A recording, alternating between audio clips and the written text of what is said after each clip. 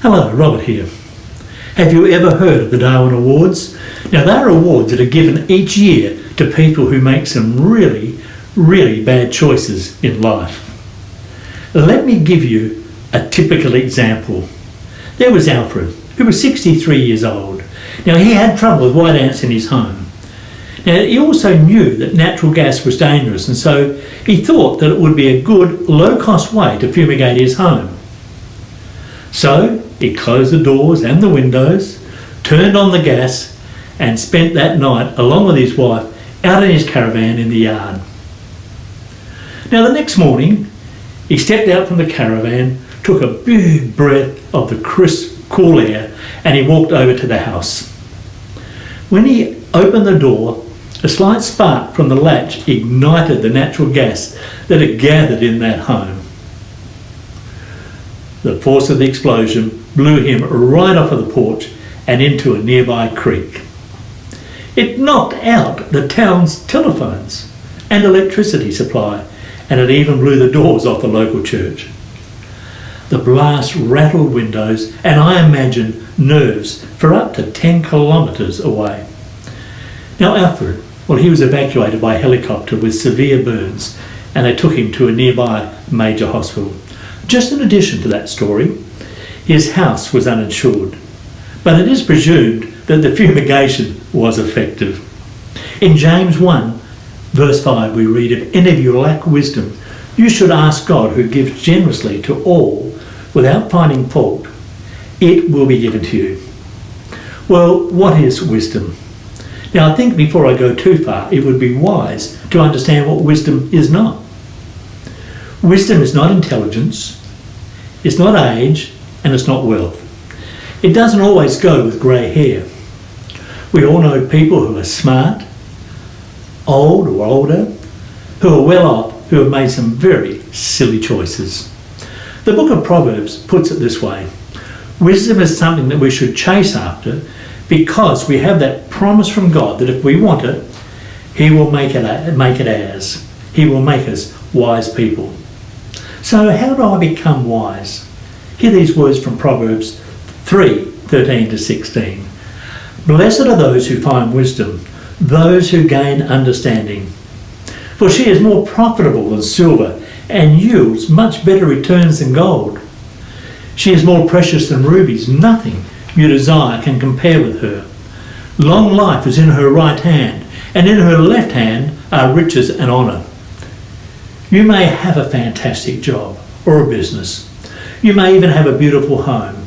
But if you're continually making foolish choices, you'll never live a life of satisfaction and happiness. A taxi driver didn't give much thought when he found a zippered pouch that a passenger had left in his taxi after he had dropped him at the airport. Now, the driver just put it in a glove box and only looked at it when he stopped for lunch just a short time later. Inside were about 100 diamonds, together worth well over $300,000. It also happened that inside that pouch there was a mobile phone account as well. So he called the number on that account and spoke to the man. He was still at the airport as it happened, and so they arranged to meet at the local police station at the airport. Now, the police checked the diamonds and the identity of the owner, and they confirmed this was authentic. The owner took the gems, he hugged the driver and promised him a reward. The driver said keeping those riches had never entered his mind, even though his wife loves diamonds. "God is up there," he said. "He always watches." The fear of the Lord is the beginning of wisdom. If we want to be wise, we must first recognise that God is real, and that God watches over us, and that He is all-powerful, and that He is Creator. We need to acknowledge every single day that He is God and that we're not. Most of us, when we were younger, thought that we didn't have any need for anyone to tell us what to do. Quite true. Isn't it amazing how those same people who didn't have a clue when we were 15 or 16 suddenly became so wise when we turned about 30? Proverbs 12:15 says, "Fools think they need no advice, but the wise listen to others." The problem is, until we recognise that this is true, we remain fools. We all need someone whom we can talk with, someone to listen to us, that we can listen to, someone who is wise. Proverbs 13:20 puts it this way: whoever walks with the wise will become wise. Whoever walks with fools, they'll suffer harm. So in other words, who you spend your time with is going to impact you forever. Get all the advice and the instruction you can and be wise for the rest of your life. Proverbs 19 verse 20. Start reading your Bible every day. In fact, why not read a portion from the Proverbs? Just after Psalms, which is about the middle of your Bible. Find out what kind of wisdom you can glean from this book. When you can say to God, I'm not all that I want to be, not all that I can be, I'm not all that I should be, but I would like nothing more than for you to show me the way. That is wisdom. And you know what?